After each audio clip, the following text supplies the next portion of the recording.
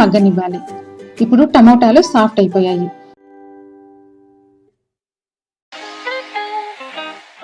ఒక కప్పు రవ్వకి 2 కప్పుల వాటర్ వేసుకోవాలి.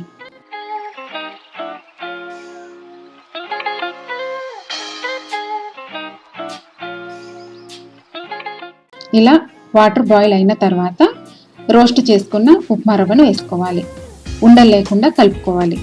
ఫ్లేమ్ సిమ్లో ఉంచుకొని మూత పెట్టి 2 నిమిషాల పాటు మగ్గనివ్వాలి.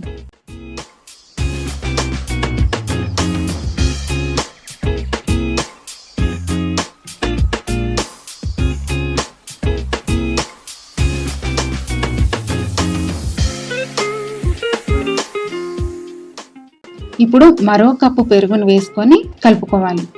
పెరుగు పూర్తిగా పట్టే విధంగా కలుపుకోవాలి.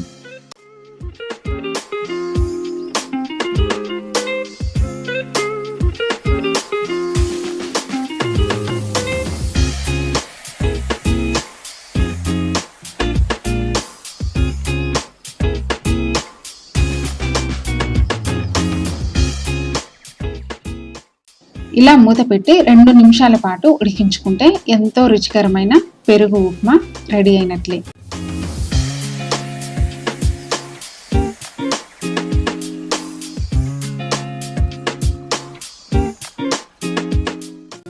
వడ్డించే ముందు ఫ్రై చేసుకున్న పల్లీలు వేసుకుంటే టేస్ట్ చాలా బాగుంటుంది.